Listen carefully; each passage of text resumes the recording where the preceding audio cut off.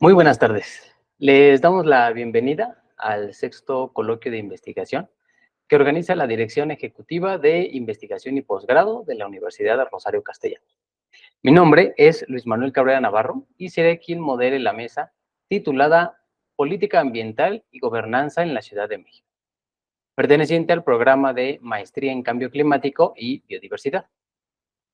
Esta mesa está conformada por dos docentes comentaristas a los cuales tengo el honor de presentar. Maestro Izcuatl Jacinto Vergara, es politólogo y candidato a doctor en Ciencias de la Sostenibilidad por la UNAM. Ha realizado investigación en política pública y gobernanza en temas de adaptación al cambio climático, gestión de sequía, exclusión y vulnerabilidad social. Su enfoque también es en metodología de la investigación. Muchísimas gracias, maestro. También tenemos a la doctora Cintia Berenice Molina Rodríguez.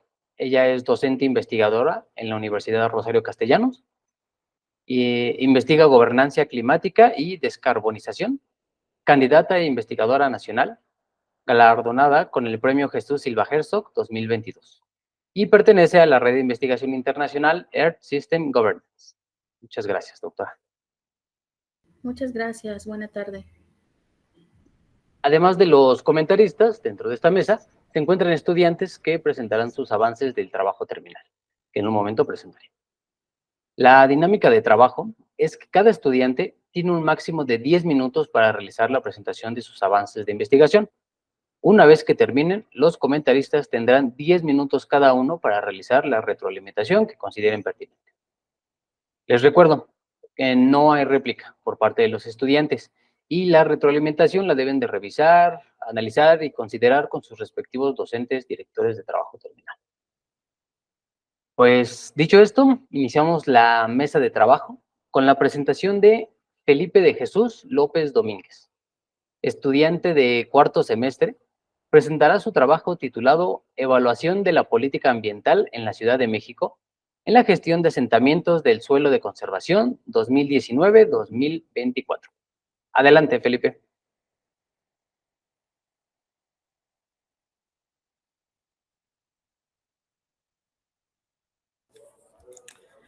Buenas tardes. Como se comenta, el nombre de mi trabajo pretende evaluar la política ambiental de la Ciudad de México en este periodo 2019-2024, en su línea de investigación de normas, legislación y gobernanza, bajo la tutela del docente director de trabajo, el maestro Roberto Muñoz Cruz. Este trabajo se encuentra enmarcado en la modalidad de titulación por reporte de experiencia profesional. En este documento se reporta la experiencia en este ámbito, en el cual en este informe académico se da cuenta de la capacidad de resolución de problemáticas socioambientales desde una perspectiva integral, abordando elementos transversales que han sido competencia de las diferentes UCAs a lo largo del plan de estudios de la maestría. Este trabajo tiene particular trascendencia, ya que en un hecho histórico para la Ciudad de México, en el año 2021, se publicaron diversos instrumentos jurídicos que facilitaron la conclusión del proceso de regularización para 21 asentamientos humanos en la alcaldía de Tlalpan.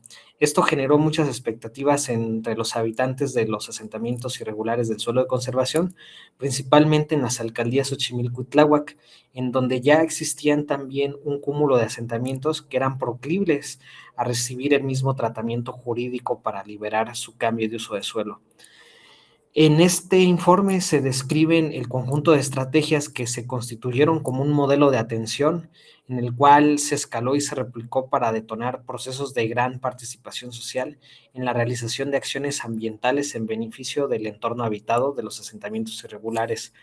Esto en el marco del programa de gobierno 2019-2024 de la Ciudad de México.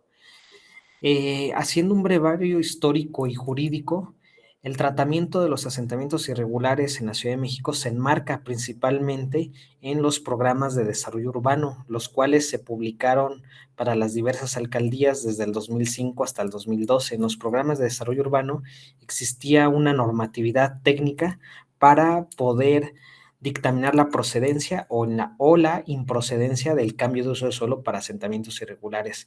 En el marco de estos programas de desarrollo, hubo un avance en 3 alcaldías, las cuales fueron Xochimilco, Tlalpan y Tláhuac. Ese avance, si bien inició para esas alcaldías, no concluyó y el proceso jurídico se vino a complicar en 2017 con la modificación a la Ley de Desarrollo Urbano, el cual tuvo un impacto en las 9 alcaldías que cuentan con suelo de conservación y viene a imponer un pago compensatorio por el daño ambiental causado por los asentamientos irregulares. Esto vino a frenar totalmente el avance que ya existía en las 3 alcaldías antes mencionadas y que no pudo haber sido resarcido hasta que en 2021 se publica una modificación a la Ley de Desarrollo Urbano sustituyendo este pago en económico por acciones ambientales en conjunto con el gobierno de la ciudad, coloquialmente mencionadas como un megatequio, lo cual pudo venir a beneficiar a 21 asentamientos de la alcaldía de Tlalpan.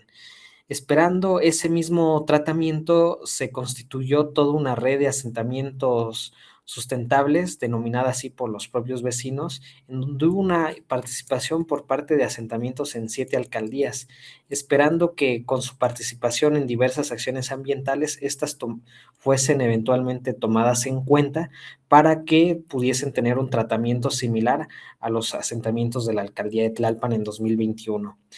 No fue así que hasta 2022 se escaló este esquema de intervención en beneficio de las familias de los asentamientos irregulares para que en coadyuvancia con las autoridades del gobierno de la ciudad se implementaran acciones ambientales en beneficio de las comunidades y que eventualmente estas actividades ambientales pudiesen ser consideradas para sus respectivos procesos de regularización. No fue así que hasta enero de este año se publicó una segunda resolución en la cual se extendía este beneficio al cual tuvieron en su procedimiento los 21 asentamientos de la alcaldía de Tlalpan para 49 asentamientos de la alcaldía de Xochimilco. A lo largo de esta estrategia de intervención se van a narrar distintos criterios. El primero es que se constituyó todo un esquema de diagnóstico, tanto técnico como un diagnóstico participativo. En el ámbito técnico se constituyeron brigadas de despliegue de recursos humanos técnicos para que hicieran la prospección territorial de cuáles eran las condiciones tanto geográficas como sociales y económicas de los asentamientos. De igual forma, se convocó a realizar un diagnóstico participativo entre los habitantes de los asentamientos para constituir cartografía participativa en la cual se identificaran áreas y ventanas de oportunidad para la implementación de medidas. A través de esto que se concertó con los vecinos, se convocaron asambleas informativas para concertar y programar las acciones ambientales a implementar, en las cuales se explicaba el esquema en el cual iban a poder participar los vecinos y cuál iba a ser el tipo de acompañamiento técnico que iban a dar las autoridades del gobierno de la ciudad.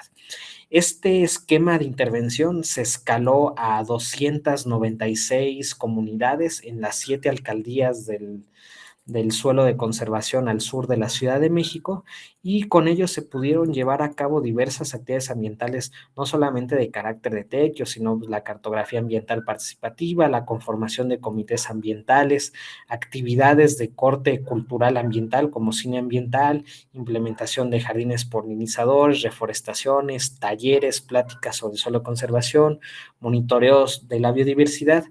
Este esquema que se implementó en estrecha coordinación con los propios vecinos permitió que se escalara a una participación casi de 46,000 habitantes en estas comunidades a lo largo de 3-4 meses que se implementó este esquema en la modalidad de promotoría y eventualmente ya nada más se dio continuidad a los 49 asentamientos que fueron beneficiarios de la segunda ronda publicada en la Gaceta Oficial de la Ciudad de México por parte del jefe de gobierno.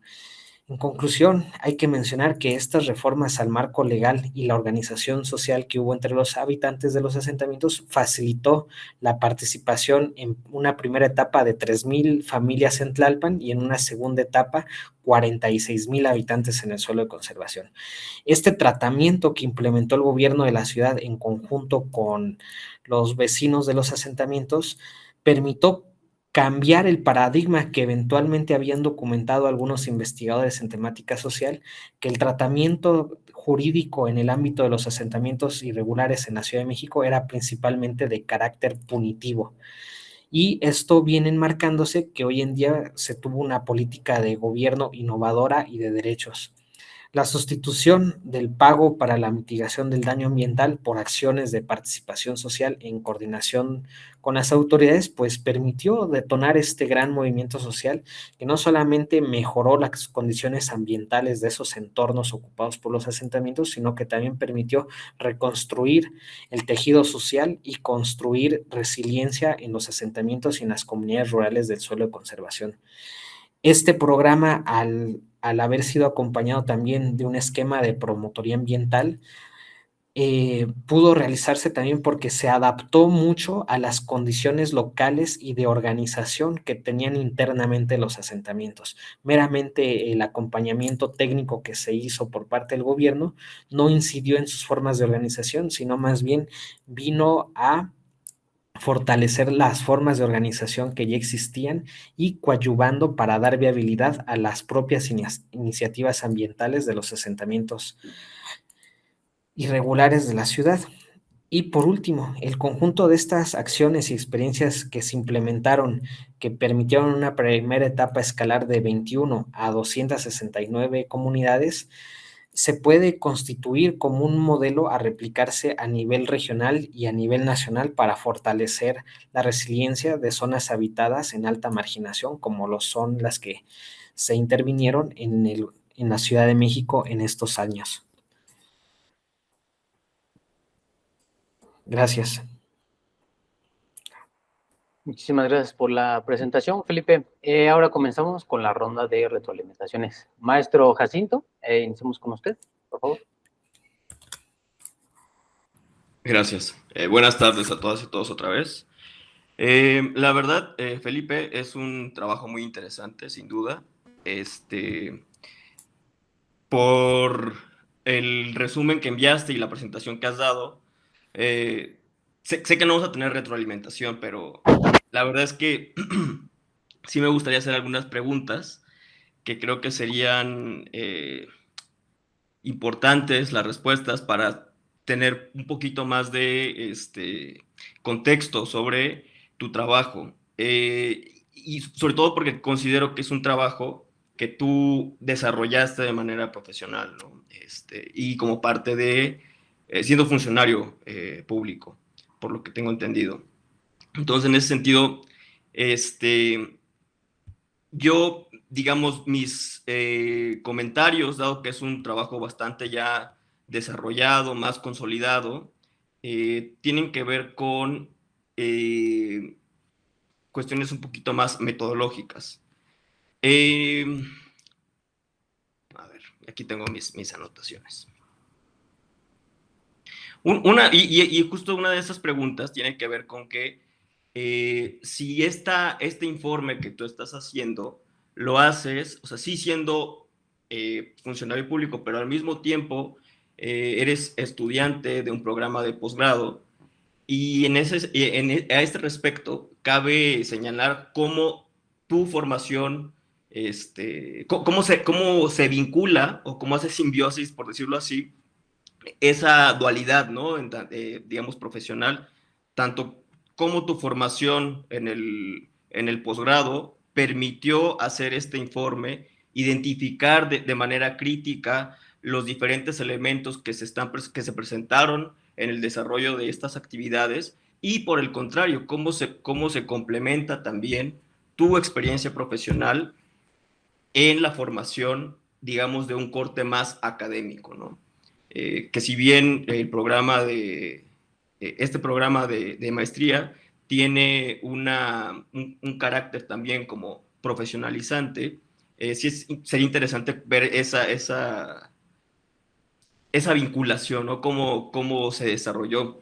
Pero digamos ya más en términos de la metodología, me quedan varias dudas respecto a cómo llegas justo a una evaluación que te permite establecer, digamos, que se construyó, por ejemplo, resiliencia, que por otra parte, las comunidades, digamos, hay un seguimiento a el desarrollo de la participación, de la coordinación dentro de las comunidades, entre las comunidades y las autoridades y entre las diferentes comunidades, ¿no? Que comparten la característica de ser asentamientos en suelo de conservación, lo cual es un tema de gran relevancia para la Ciudad de México, no solo históricamente, sino también con perspectiva hacia los años por venir, en razón de pues las condiciones ambientales que estamos viviendo, ¿no? Y también las condiciones de vida de esta población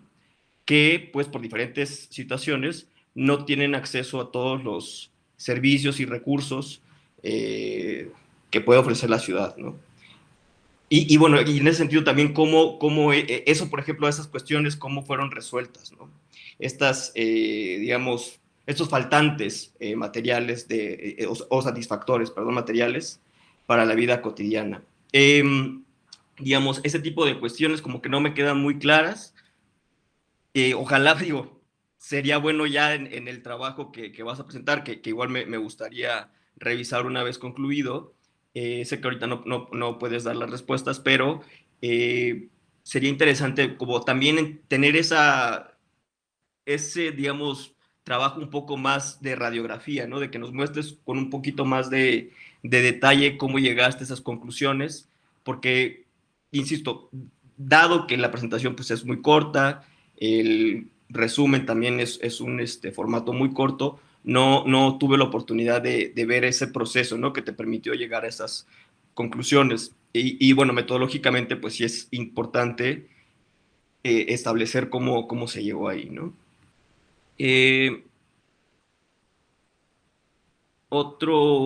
Creo que esos serían mis dos comentarios principales. Y bueno, de momento no agregaría nada más. Muchísimas gracias, maestro Jacinto. Doctora Cintia, continuamos con su retroalimentación. Hola, buenas tardes. Muchas gracias. Gracias nuevamente por la invitación a participar en esta mesa. Pues yo, de alguna forma, pues también coincido con lo que se acaba de mencionar mi colega en los comentarios anteriores respecto a la metodología. Yo sé que a veces en los resúmenes uno no puede plasmar todo lo que ha trabajado, ¿no? Sin embargo, me parece que se queda un poco corto al decirte que fue una revisión de los textos jurídicos cuando se está planteando una evaluación. Yo entiendo, o al menos para mí el concepto de evaluación es un poco más, ¿cómo decirlo? Más complejo, más integral, donde hay evaluadores, donde hay indicadores de impacto, donde hay una serie también de criterios, ¿no? Y de elementos que deben de considerarse. Entonces, sí sería bueno como ampliar un poco, estas son sugerencias, o sea, para ir al trabajo final, ampliar un poco más en qué consistió realmente esa metodología, porque creo que una evaluación no solamente se debe de hacer a través de una revisión bibliográfica o de la literatura, por muy cualitativo que sea el enfoque. Tiene que haber otro tipo, digamos, de actividades. Yo entiendo que él también se reunió con los actores que estaban acá involucrados, pero sí es importante como ser más detallista en aspectos metodológicos, porque también me surgió la duda si se habían seguido, por ejemplo, los lineamientos que tiene Coneval o alguna guía que ellos puedan dar, ¿no? Para llevar a cabo este tipo de evaluaciones. Creo que la parte metodológica tal vez sería bueno que el estudiante como que profundizara un poco más. Es un tema pues muy interesante, pero que sí es importante pues resaltar todo el trabajo que ha hecho a lo largo de estos 4 semestres. Esos serían como mis comentarios y muchas gracias. Muchísimas gracias por los comentarios, doctora, y gracias, Felipe, por la presentación. A continuación, Tairi Trillanes Sala, estudiante de 4º semestre, presentará su trabajo titulado entendiendo los mecanismos de gobernanza ambiental en la Ciudad de México, a través del análisis institucional y desarrollo de la Ley de Adaptación y Mitigación al Cambio Climático y Desarrollo Sustentable de la Ciudad de México. Adelante, Tairi. Muchas gracias. ¿Me pueden confirmar que se ve la pantalla? Ya vemos. Perfecto. Mil gracias. Pues en sí la presentación se llama Transformando la Ciudad de México, la Ley de Cambio Climático construyendo mecanismos de gobernanza efectivos, y el trabajo de investigación se denomina Entendiendo los mecanismos de gobernanza climática en México a través del análisis institucional de la Ley de Adaptación y Mitigación al Cambio Climático y Desarrollo Sustentable de la Ciudad de México. La dirección está a cargo de la maestra Luz Alieta Hernández Prieto, que también se encuentra en la presente llamada. Les voy a explicar un poco de cómo es la concepción de esta investigación, tanto desde la problemática hasta el tema de las conclusiones. Ahorita la investigación se encuentra en la fase de desarrollo y en la fase de las conclusiones. Aquí nada más me gustaría como iniciar con esta frase, que pues justamente es cómo la organización comunitaria puede cambiar el mundo. Y pues es la única cosa que siempre lo ha hecho, ¿no? Este tema de cómo nos organizamos. Y en este tema, pues la problemática inicial, pues es que pues la gobernanza climática de la Ciudad de México se fundamenta en la Ley de Adaptación y Mitigación al Cambio Climático y del Desarrollo Sustentable. Sin embargo, pues se ha identificado que carece de mecanismos de representación político-institucional que incluyan a comunidades, especialmente aquellas en situación de vulnerabilidad. Si bien la ley es aplicable a toda la Ciudad de México, no cuenta con mecanismos diferenciados que puedan atender a estas comunidades en condición de vulnerabilidad para su participación efectiva y también para la defensa de los recursos y servicios ambientales. Entonces, muchas veces pues no se defienden estos recursos y servicios ambientales y no se alinean con las demandas, dinámicas, condiciones o realidades. En este sentido, el objetivo de esta investigación es analizar desde la perspectiva del análisis institucional y desarrollo y los sistemas socioecológicos, actores y mecanismos de gobernanza climática establecidos en la ley, e identificar cómo estos mecanismos pues perpetúan condiciones de injusticia socioespacial, limitan la participación y defensa de los recursos ambientales. Y ahí tenemos 3 subobjetivos, que son explorar mecanismos de gobernanza alternativos, desarrollar un marco de análisis para la gobernanza climática que no existe actualmente, cuál es ese marco para poder pues generar tanto indicadores y generar un análisis de cómo funciona la gobernanza en la Ciudad de México, y comprender cómo los diferentes actores pues pueden co-crear y colaborar en iniciativas para la adaptación y la mitigación al cambio climático. En general, la pregunta de la investigación es cómo los mecanismos de gobernanza climática de la ley pueden promover condiciones de justicia socioespacial y participación de las comunidades en la Ciudad de México.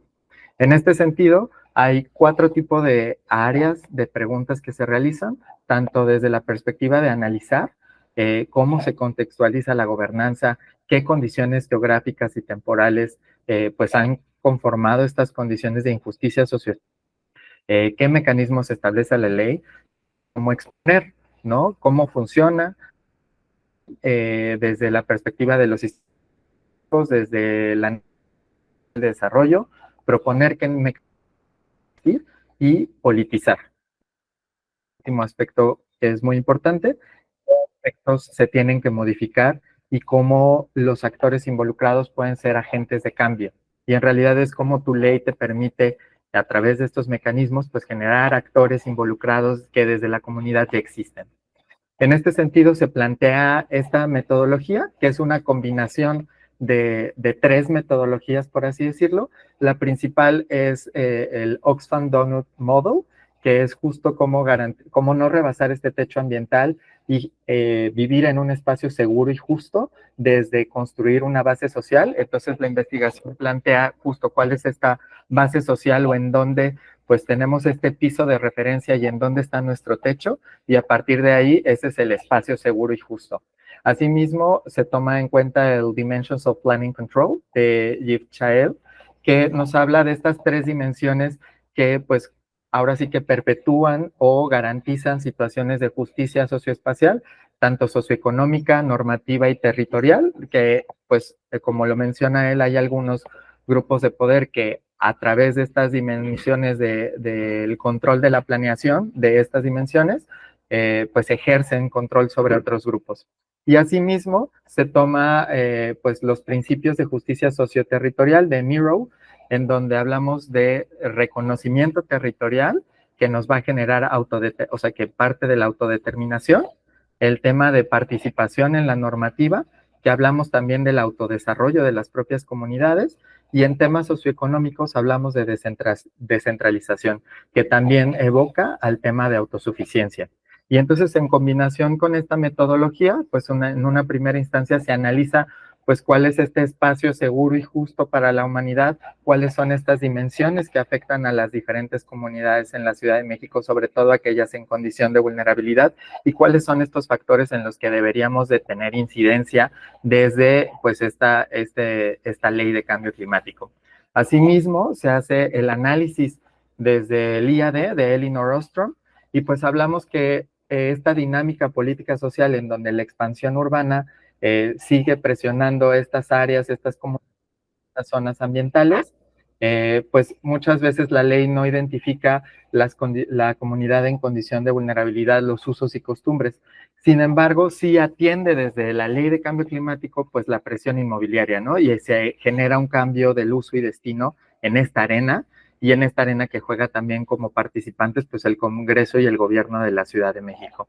Entonces hablamos de cómo los mecanismos de gobernanza, pues pueden en este sistema generar una incidencia en las interacciones, en los resultados, y volver a tener este cambio que es lo que nos está dando, ¿no? Todo aquello que vemos nosotros en gris es lo que nosotros no estamos teniendo, o lo que se quiere impulsar a través pues de una propuesta de modificación a la ley de cambio climático. Si bien existen algunos criterios de evaluación dentro de la ley que los propone, al mismo tiempo, pues, ¿quiénes son los mismos supervisores de esta ley propuesta? Que sería, pues, los poderes fácticos, que son los mismos que han ocasionado, pues, ciertas condiciones de injusticia socioterritorial. En este sentido, pues, se expone cómo funcionan estas estructuras sistémicas que marginan, discriminan, restringen participación y defensa de recursos, y pues que inhiben a las comunidades su defensa de los recursos ambientales, de los recursos naturales. Entonces hay que identificar esas áreas de oportunidad para la transformación y mejora, y ahí es cuando se retoma desde la propuesta de Elinor Ostrom, que habla de la tragedia de los comunes, los 8 principios para la construcción de mecanismos de gobernanza: definir límites claros, hacer coincidir las reglas, asegurarse que pues las propias personas participen en hacer sus reglas, que las autoridades los apoyen, desarrollar un sistema para que los miembros lo monitoreen, hacer sanciones graduales, proporcionar medios accesibles, y si bien vemos es un modelo que trabaja mucho más de la mano con las propias comunidades y las permite incidir en su propio desarrollo, ¿no? Pero primero pues teníamos que comprender cómo esta injusticia socioterritorial se da y cómo no estamos garantizando o no estamos yendo hacia este espacio seguro y justo para la humanidad o para estas comunidades. En este sentido, la Ley de Cambio Climático pues tuvo su primera incidencia desde el 2011, ¿no? Que se publicaron con 5 incipientes mecanismos. En 2021 se hace, casi 10 años después, se integra una propuesta fortalecida, es decir, se renueva ante el Congreso esta Ley de Cambio Climático y contempla diversos mecanismos institucionales para implementar una gobernanza activa, ¿no? Que son 18, pero hablamos de cómo diversificar esta oferta y qué otros mecanismos puede existir para que las propias comunidades puedan participar en el hacer las soluciones que ellos requieran. Y estos canales de comunicación y participación, pues no existen en la actualidad. Entonces, en estos mecanismos de gobernanza hablamos de mecanismos tanto normativos, mecanismos de participación, mecanismos de coordinación, mecanismos de monitoreo, y asimismo que la propia ley pues construya este andamiaje. En ese sentido, dentro de los principales análisis que se hicieron de la Ciudad de México, pues se identifica tanto en un mapa dónde están estas comunidades vulnerables, cuáles son sus afectaciones en materia de cambio climático, y a partir de eso, pues se definen estas ideas de innovación que vienen a partir de un análisis de casos de éxito que están mucho más fortalecidas, ¿no? En otros países y en otras regiones, y hablamos de, pues, derechos de propiedad claros y definidos, participación y colaboración multiactor, sistemas de monitoreo y evaluación participativa, incentivos para la adopción de prácticas sostenibles, fortalecimiento de la capacidad local, fomento de economía circular, carbono, neutralidad, compensación, resiliencia, gobernanza, participación, etcétera. Y al final, como parte de las conclusiones, que todavía es un área que no está pues totalmente terminada, pues sí se está orientando hacia ubicar si realmente pues con una sola mejora legal es lo que se requiere, ¿no? Si bien la tesis parte de esta idea de hacer una mejora legal, pues también requiere un apoyo desde el Ejecutivo, ¿no? Desde los mismos procesos del Ejecutivo. Entonces, si bien la investigación se orienta a hacer recomendaciones en cuanto al tema de mejora legal, también involucra ya en un futuro o en una siguiente investigación cuáles son estos procesos que se tendrían que mejorar o agilizar conforme a lo que marca la ley. Y con eso termino la presentación y les agradezco mucho, me quedo atento a sus comentarios. Muchísimas gracias, Tairi, por tu presentación y continuamos con las retroalimentaciones. Maestro Jacinto, por favor. Gracias. Gracias, Tairi, por la presentación también.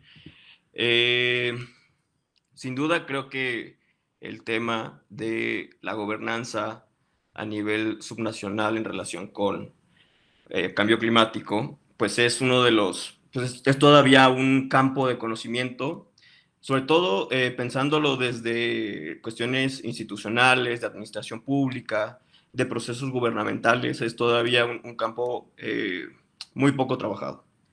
Y bueno, y sobre todo en la Ciudad de México, que tiene muchas particularidades, desde legales, institucionales, hasta de cuestión social y ambiental. Sin embargo, la verdad es que me surgieron varios dudas, comentarios, cuando leí el resumen y ahora que leo, perdón, que has presentado y que has, digamos, abundado más respecto a varios de los puntos tratados en el resumen, me surgen todavía algunas cuestiones más, ¿no? No quiero decir con esto que sean cosas malas, sino que más bien son áreas de mejora, definitivamente. Creo que un poco pasa por la cuestión del diseño metodológico y también cuestiones como de marco teórico, porque, por ejemplo, al inicio hablas de sistemas socioecológicos. Yo en lo personal soy muy crítico de ese marco, pero bueno, no es el tema en este momento, sino que lo mencionas al principio, pero después como que ya no vuelve a presentarse el rol que juega en tu investigación, ¿no? Como que no está tan presente, porque si vamos a la parte de metodología, por ejemplo, empiezas a hablar como de horizonte, más que, digamos, ¿cómo decirlo? Como marcos de referencia o marcos de análisis que te van a permitir justo hacer tu análisis de la información que vayas a obtener, creo que son más bien horizontes a los que se aspira, hablando en términos de justicia socioterritorial, ¿no? Y en ese mismo sentido, creo que, aunque es muy interesante que analices o que hagas tu investigación en el conjunto de lo que es la política de cambio climático, es decir, pensando en que tienen esos dos ejes predominantes, ¿no? que tenemos, por lo menos a nivel nacional, bueno, también internacional, que son mitigación y adaptación. Por ejemplo, veo mucho adaptación, muchas cuestiones relacionadas con justicia socioterritorial, vulnerabilidad, hablas de resiliencia también. Y cuando hablamos de mitigación, solamente se habla, por ejemplo, de mercados de carbono, ¿no? O sea, por lo que pude identificar. Y, por ejemplo, ahí una cuestión de gobernanza en términos de mitigación podría ser las cooperativas energéticas, ¿no?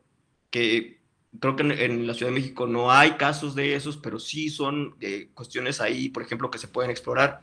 Sin embargo, y bueno, al respecto, creo que sería, digamos, para la factibilidad de tu investigación, y es una sugerencia totalmente, creo que sí tendrías que enfocarte digamos, sí, hacer más específico, un análisis más específico en determinados campos dentro de tu tema de investigación, ¿no? Porque eso puede facilitar muchas cosas, tanto de recolección de información como del análisis. Y obviamente, pues, de la entrega de tu trabajo recepcional, ¿no? Para obtener el grado. Eh, ¿Qué más? ¿Qué más? Insisto, todas son sugerencias, y creo que tienen que ver un poco más como con decidir, digamos, tanto del objeto de estudio como del marco teórico, y que todo eso va a abonar a que desarrolles de manera más eficiente por los tiempos que tiene, o más bien las condicionantes de tiempo que implica estudiar un programa de posgrado para que obtengas el grado en tiempo y forma, ¿no? Sobre todo eso. Creo que sí es, como les he dicho igual a mis estudiantes de la UCA metodológica, a veces hay que hacer sacrificios, de que hay cosas que a lo mejor no vamos a poder lograr porque no disponemos de los recursos de tiempo y también materiales para poder hacer la investigación, ¿no? Entonces, creo que pasa un poco por eso, refinar un poquito más el diseño metodológico para que puedas conseguir estas cuestiones que he mencionado. Pero, digamos, de lo más urgente, me parece, todo es desde mi perspectiva, es que decidas el alcance, qué tanto va a abarcar del tema de investigación tu trabajo, el marco teórico, y también redefinir un poco la ruta metodológica, ¿no? Para poder alcanzar en tiempo y forma. Insisto, son comentarios de mi perspectiva y que están totalmente a criterio tuyo y de tu comité tutor, ¿no? Y bueno, y espero que sean de utilidad totalmente. Muchas gracias nuevamente. Muchísimas gracias, maestro. Doctora Silvia, continuamos con usted, por favor. Hola, muchas gracias. Gracias, Tairi. Pues igual yo también quiero decir de que el tema que ustedes están investigando pues es un tema de importancia, ¿no? Para los países, sobre todo a los mal denominados países del sur global que casi siempre nos ponen de este lado pues del planeta, ¿no? No obstante, yo tengo algunas sugerencias. Obviamente, pues eso usted tiene que discutirlo con la maestra Luz, para ver qué es procedente y qué no. Quizás hubiese sido ilustrativo, al menos en términos de esta exposición, que usted partiera explicándonos la comprensión de gobernanza climática en esta investigación. Porque yo siempre les digo a mis estudiantes, gobernanza es todo y gobernanza es nada. O sea, gobernanza puede ser muchas cosas, así como puede ser nada. Y si usted ya le pone un apellido, en este caso, como es gobernanza climática, pues es importantísimo, ¿no? Darse a explicar, o que su público, en este caso nosotros, pues sepamos a qué se está refiriendo usted con gobernanza climática, cómo lo está comprendiendo. Esto, ¿por qué lo digo? Porque esto le va a facilitar a usted también, bueno, les ha facilitado, más bien dicho, el desarrollo de esta investigación. Porque desde una perspectiva teórica, gobernanza climática puede ser desde la evolución de la toma de decisiones internacionales allá en la ONU a nivel global, ¿no? Que van marcando ciertas pautas, o puede ser la participación desde otro enfoque de los actores. Entonces, sí hay que como saber ser muy precisos al decir, ok, gobernanza climática lo estamos comprendiendo de esta forma, este es el elemento que yo estoy analizando.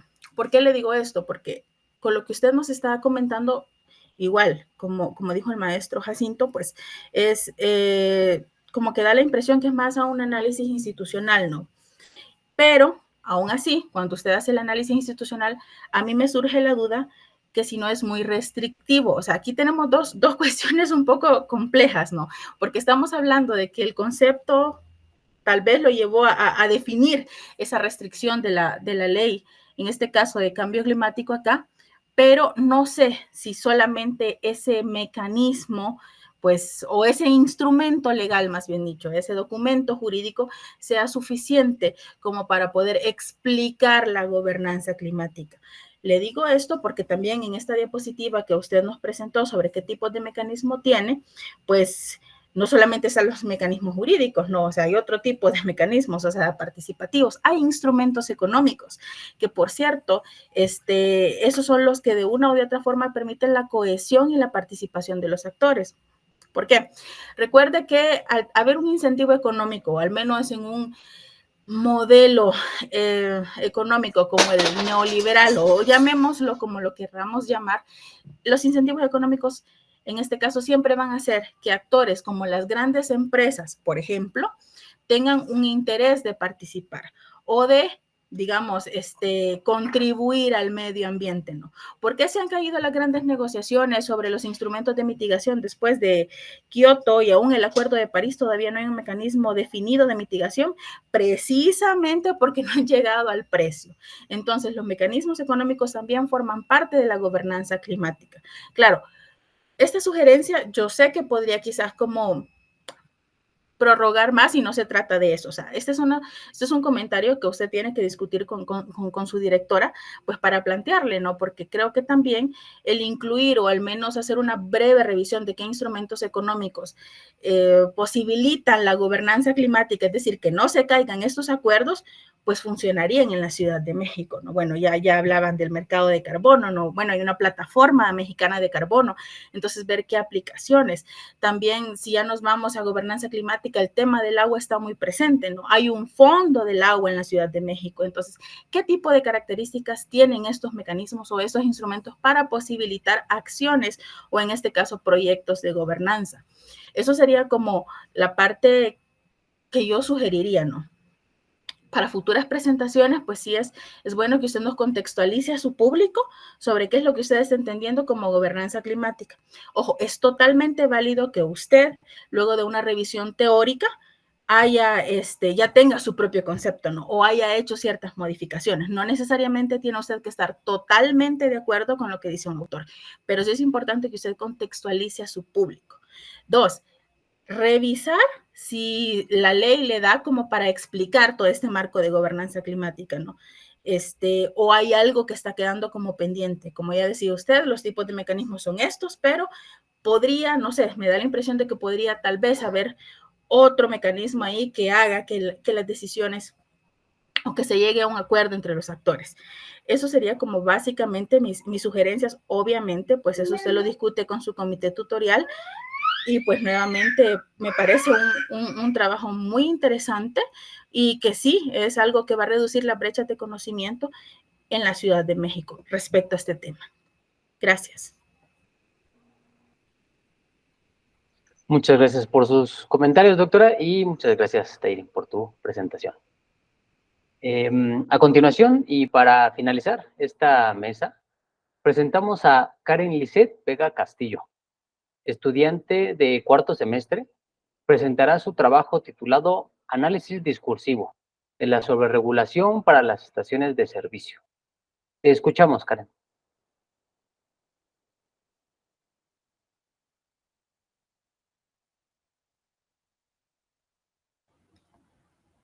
Hola, buenas tardes. No sé si me escuchan, si pueden ver mi presentación. Ahí se ve la presentación y te escuchamos. Listo, muchas gracias. Pues sí, el tema que yo les voy a compartir es el análisis discursivo de la sobreregulación para las estaciones de servicio. Y como DTT, pues me está apoyando la doctora María Luisa Ballenas Aquino. Pues bueno, va a ser el contenido que les voy a presentar a continuación. Y comenzamos con el planteamiento y justificación del problema. En este caso, el cambio climático es causado por el aumento de las concentraciones de los gases de efecto invernadero, especialmente por el CO2. Estas concentraciones son provocadas por la proliferación del uso de combustibles fósiles, mismo que en su mayoría es por vehículos automotores, los cuales tienen su suministro mediante las estaciones de servicio o gasolineras en demarcaciones principalmente urbanas. Cuando nosotros nos referimos a estaciones de servicio, es menester involucrar el ámbito legislativo en la conversación, ya que es la base de la existencia de estas últimas. ¿Vale? Entonces, tenemos aquí, por ejemplo, que pues ya, digamos como resumen, ¿no? Con este estudio se propone, por una parte, determinar si la legislación mexicana actual tiene un efecto de sobreregulación en el funcionamiento de las estaciones de servicio, lo que a su vez puede entorpecer su funcionamiento.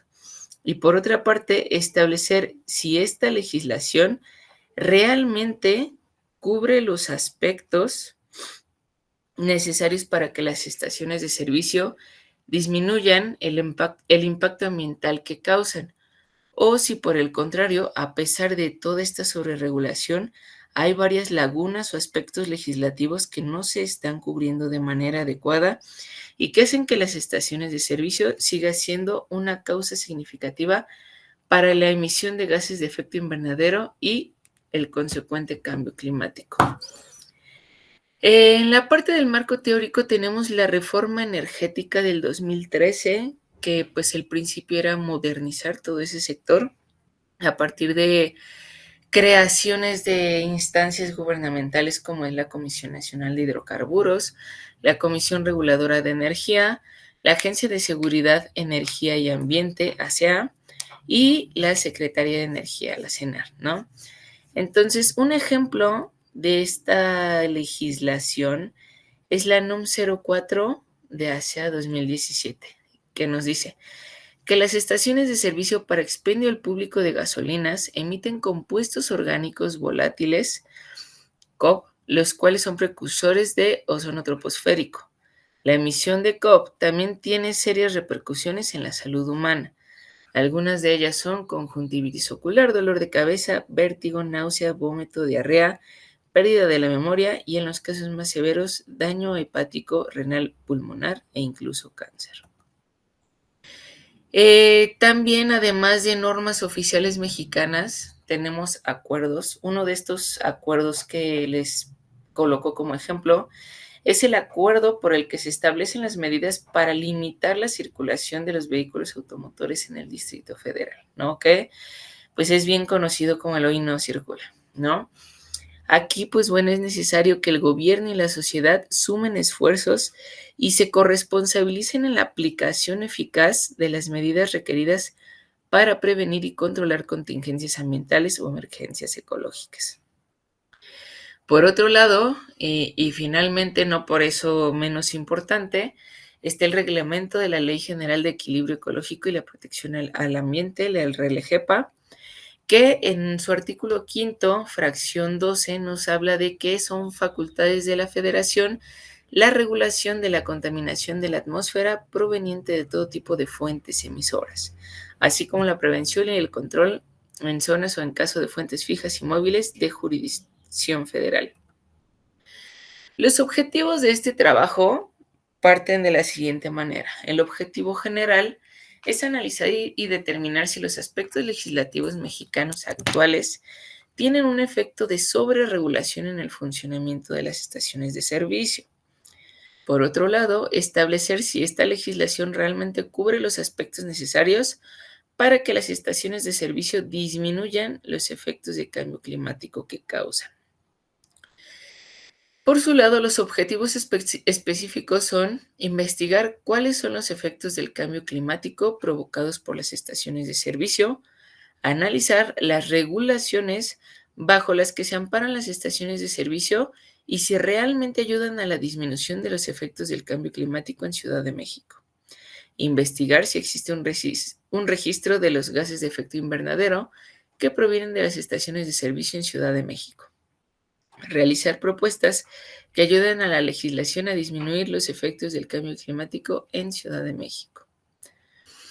La hipótesis de mi trabajo es reunir la información sobre la legislación de las estaciones de servicio, que en este caso sostenga, ¿no?, que importuna el funcionamiento de las estaciones de servicio y a su vez que haga notar si realmente cubre los aspectos necesarios para que las estaciones de servicio disminuyan los efectos del cambio climático en Ciudad de México. La metodología va a ser a través del análisis crítico del discurso, el ACD, la cual ofrece una crítica normativa y explicativa, ¿no? Y estudia el abuso de poder y la desigualdad social. En este caso, desigualdad social como el cómo se representa, cómo se reproduce, cómo se legitima y cómo hay una resistencia en el texto y en el habla en contextos sociales y políticos. Los avances de la investigación, en este caso, se ha centrado todo en investigación bibliográfica, lo que son leyes, acuerdos, reglamentos, ya que para las estaciones de servicio es un marco bastante robusto el que las rodea. Entonces, pues bueno, ahí seguimos en este punto. Y los resultados esperados de la investigación es que, pues con esta sobreregulación del sector, veamos si sí se ve afectado el funcionamiento de las estaciones de servicio y poder encontrar esta área de oportunidad del aporte de las estaciones de servicio ante el cambio climático y, como les comentaba, dentro de los objetivos, pues poder ayudar, ¿no? A proponer algún cambio en la regulación para que pueda ser menor el aporte de pues el cambio climático, en este caso con los contaminantes de las estaciones de servicio. Como conclusión, pues bueno, tenemos el marco normativo robusto, ¿no? Del cual, pues bueno, también se necesita que haya un registro y medición de estas emisiones evaporativas para poder plantear estrategias adecuadas que nos ayuden en todo este objetivo del trabajo. Y pues bueno, un poco de la bibliografía que estuve usando para el trabajo y pues muchas gracias. Agradecemos mucho la presentación, Karen. Y ahora pasamos con la última ronda de retroalimentaciones. Maestro Jacinto, ¿lo escuchamos? Gracias, gracias Karen. Igual que con las otras proyectos de investigación, creo que es sin duda es muy interesante. O sea, no había pensado en lo personal como en las estaciones de servicio como el rol que juegan, ¿no? O que pueden jugar en pues los trabajos de reducción de emisiones, ¿no? Y la consecuente mitigación de los efectos del cambio climático.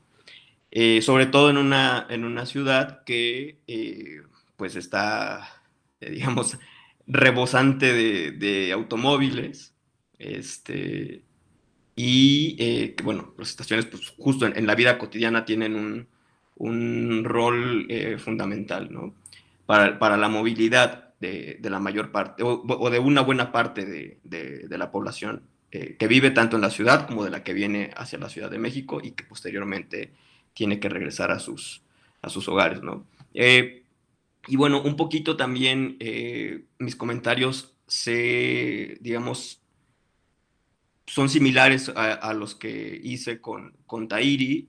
Creo que primero lo voy a poner como en dos partes. Por un lado, y trataré de ser muy puntual, metodológicamente, por ejemplo, creo que es un poquito necesario hacer una reflexión y una reestructuración de los objetivos, porque de alguna forma creo que entre el objetivo general, los objetivos específicos, la pregunta y la hipótesis, no hay una correspondencia que digamos, te ayude justo a clarificar la orientación y el camino que va a seguir metodológicamente tu proyecto. Y lo digo por esto. Por ejemplo, los objetivos específicos, me parece que una buena forma de pensarlos es que son como esos pasos que vas a seguir para alcanzar el objetivo general, ¿no? Entonces, desde digamos, los verbos con los que están planteados los objetivos específicos, me parece que más bien tienen como el carácter de ser objetivos generales, ¿no? Entonces, pues un objetivo general ya es un proyecto de investigación en sí, ¿no? Entonces, plantearlos como objetivos generales,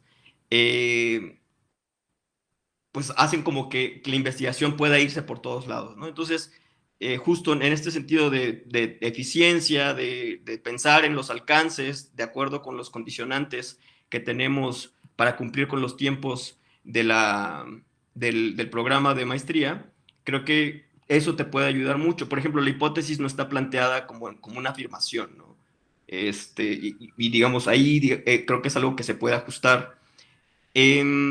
Por otro lado, ya un poquito, también en términos metodológicos, haciendo un poquito contraste entre el resumen y la presentación, como que no me queda muy claro justo cómo vas a hacer digamos, esa como evaluación de que la sobreregulación de las estaciones de servicio tiene un impacto político, o tiene impactos políticos, económicos, ambientales y en la salud humana, ¿no? O sea, el análisis crítico del discurso, cómo te va a permitir hacer el análisis también de esos impactos que tienen otras dimensiones o que incorporan otras características.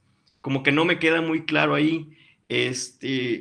Bueno, igual es una lástima que no puedas contestarlo ahorita, porque es una pregunta que sí sería bueno como tener un intercambio, pero creo que es algo que habría que trabajar para que se refleje en tu trabajo ya desarrollado, ¿no? Que igual como el de Felipe y el de Taire, me gustaría mucho ver una vez que estén finalizados. Por otra parte, también tampoco tengo identificado como un marco teórico que, digamos, te permite establecer las categorías con las que vas a hacer el análisis del discurso, ¿no? O sea, el análisis crítico del discurso o sea, en sí, digamos, no te va a proveer de las categorías con las que tú vas a hacer el análisis, sino que las categorías tienes que construirlas ya sea a partir de fundamentos teóricos que tú elijas o justo de la observación de tu objeto de estudio y a partir de eso que hagas esa construcción, ¿no? Entonces, como que esa parte tampoco me queda muy clara de cómo justo vas a hacer ese análisis crítico del discurso, ¿no? Y creo que es algo importante que tengas claro que eso no te va a dar las categorías, sino que las categorías tú tienes que construirlas, ¿no? Y que son las que te van a permitir hacer primero la recolección de los datos y luego el análisis ya de esos datos.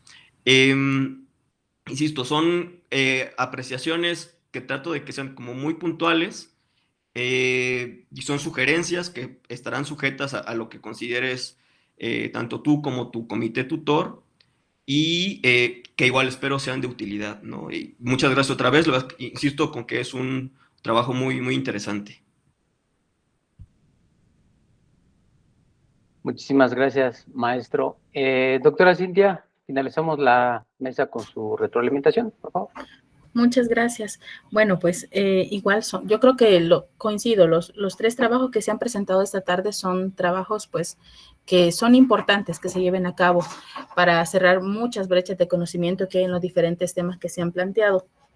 En el caso específico de esta última presentación, pues a mí me surge una duda. Probablemente sea pues debido a que mi enfoque siempre ha sido más cuantitativo y no soy cualitativa.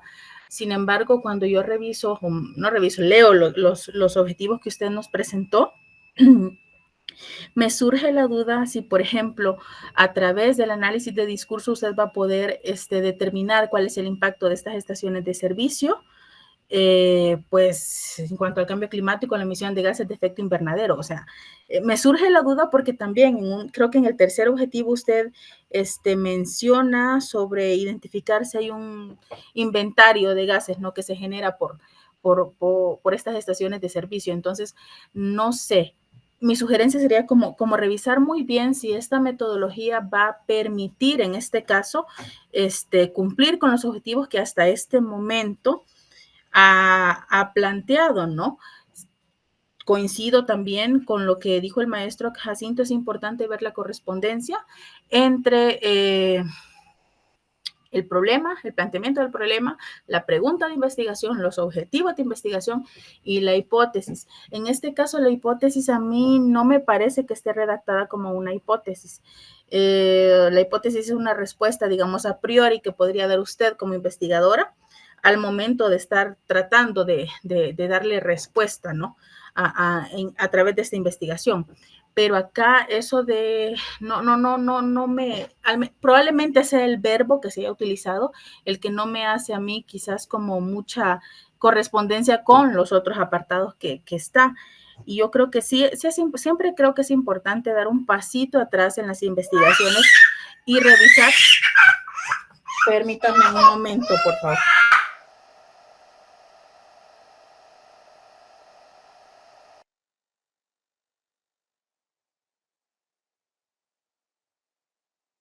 Una disculpa, que no encontré a quien cuidar al bebé.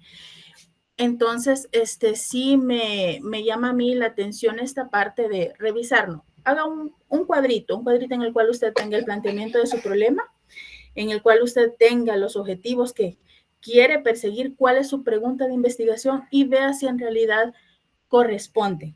Siempre es importante esto. Recuerde también de que el proceso de una investigación, pues nosotros podemos cambiar, ¿no? Objetivos, podemos cambiar también hipótesis, dependiendo del grado de avance. Entonces, no es algo que esté escrito en piedra.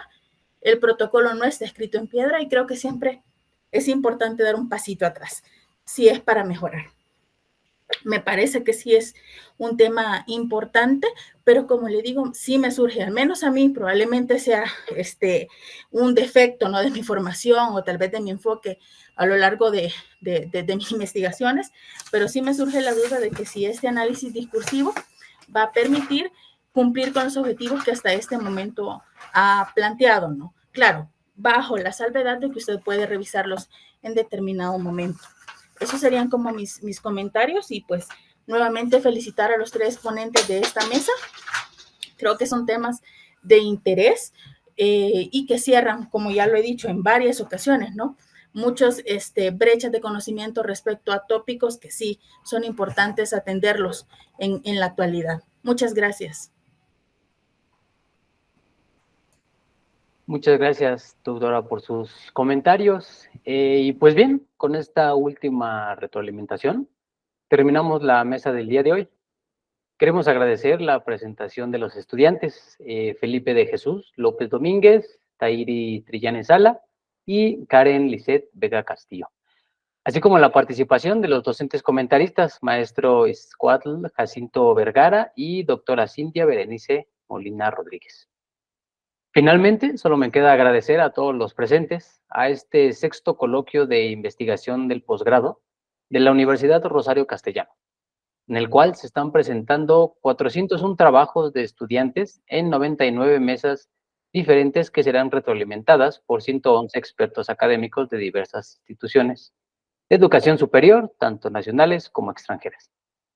Les reitero nuestro agradecimiento y me despido citando nuestro lema: otro modo de ser humano y libre, otro modo de ser.